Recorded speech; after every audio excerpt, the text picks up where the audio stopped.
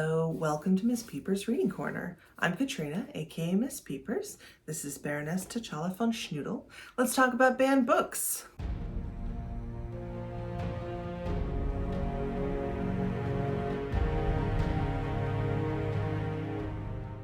Throughout October, every video that I release will be related to a banned book. I'll be talking about what kinds of books are banned, why books are banned, and I really want you as a reader to determine what books you want to read and not let anyone else decide what books you are allowed to read.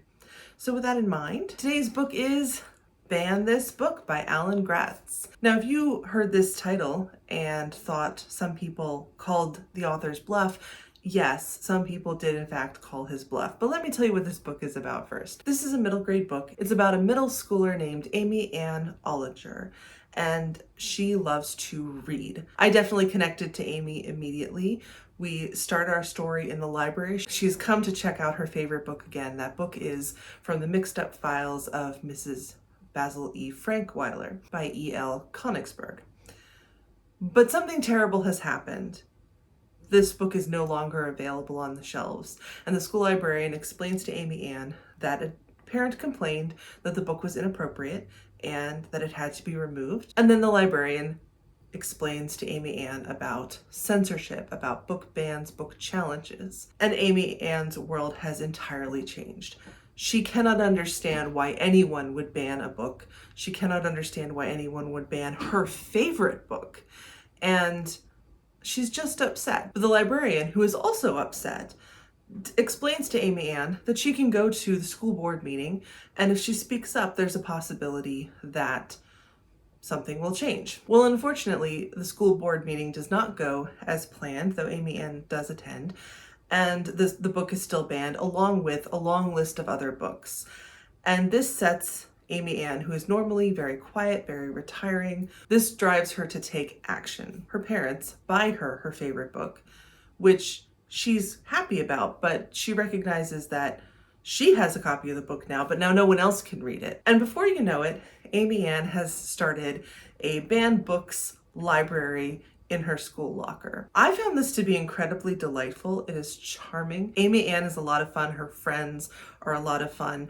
One thing that I really like about this book, although Amy Ann knows that censorship is wrong and she feels attacked by the parents, particularly one parent who is spearheading this movement to take all objectionable materials off of the shelves, she feels personally attacked, but she also comes to understand where this parent is coming from. Alan Gratz humanizes everyone involved in this story, so there is no mustache twirling villain. And the assumptions that Amy Ann makes about people she comes to learn are not the full picture, which, quite frankly, is a lesson everyone can learn. And on top of that, this book teaches what censorship is. It teaches about book challenges and book bans. Gratz goes through a number of books that have been banned and uses real examples. In this fictional book, uses real examples of book banning.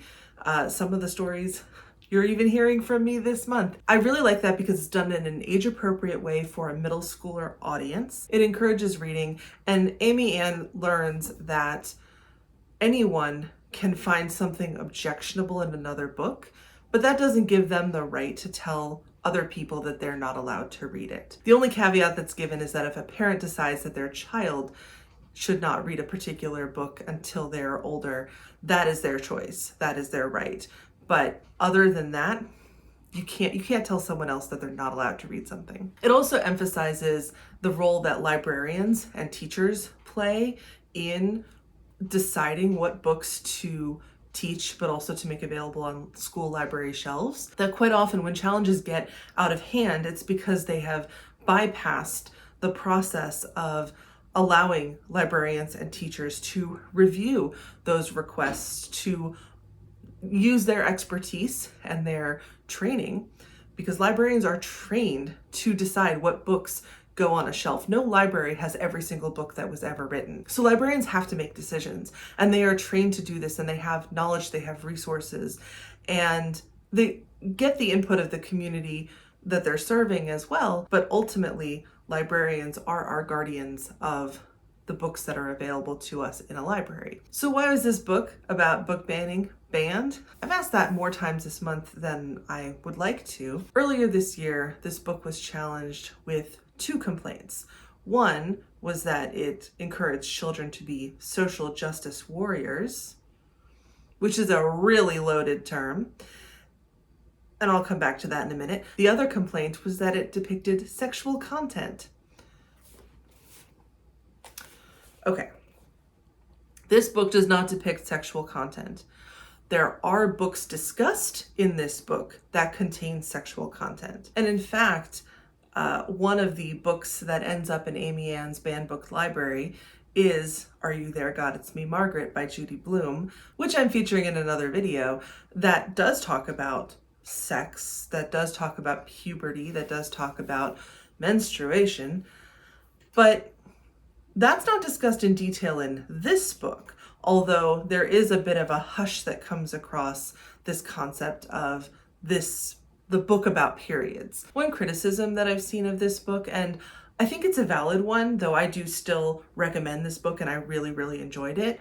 But one criticism is that a lot of the books that are featured as banned books in Ban This Book are older books. A lot of them are by white authors. And one thing that is not really underscored, even though the main character is Black, it doesn't really underscore how much censorship really does inordinately affect BIPOC and queer authors that are in marginalized groups. And that is something I think would have been a really good addition to this book. I agree with that criticism of it.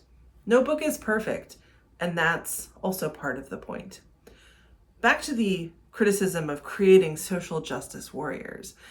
I find that criticism really interesting because the term social justice warrior is so loaded. It implies that someone is holding on to a cause and barreling through everyone in their way. It implies that the person is being irrational or hysterical, which are also words that are often used to describe women. So to say someone is a social justice warrior often suggests that they are picking fights, and that is really the opposite of what Amy Ann is trying to do. Amy Ann wants to make books available to everybody at her school. I don't think that teaching children to speak up when they see something happening that's wrong is a problem. And so often we're seeing this month when a child in a book challenges authority or says that something is not right when they see something that they don't feel is right, that those things really upset a lot of adults who don't want their children to become like that. It really harkens back in my mind to this concept of children being seen and not heard, that children should just follow along with whatever adults tell them. And the problem is that this discussion is nuanced. Rules are important to keep society running. We have rules for a reason, we have laws for a reason.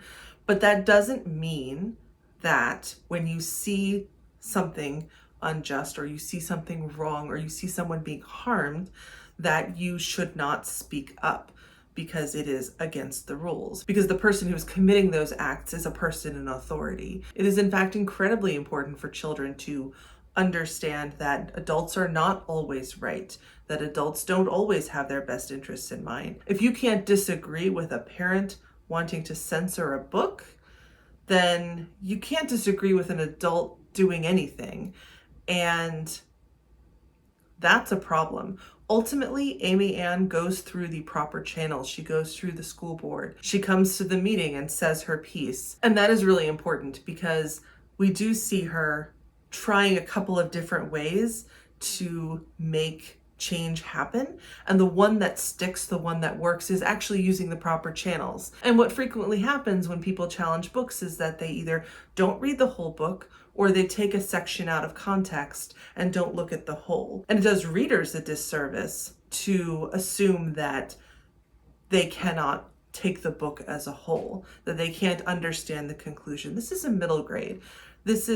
While there's nuance in the story, the conclusion, the message is crystal clear. Because it's a middle grade, it's written for a younger audience. And the message is that reading is good, that seeking knowledge is good, that speaking up when you see something wrong happening is good, and that there are limits to what a child can and cannot read, and those limits should be set by their parents, not by some other kid's parents, which is what ends up happening a lot of time in censorship. So let me know in the comments, have you read Ban This Book? What'd you think of it? And either way, I will see you in the next one.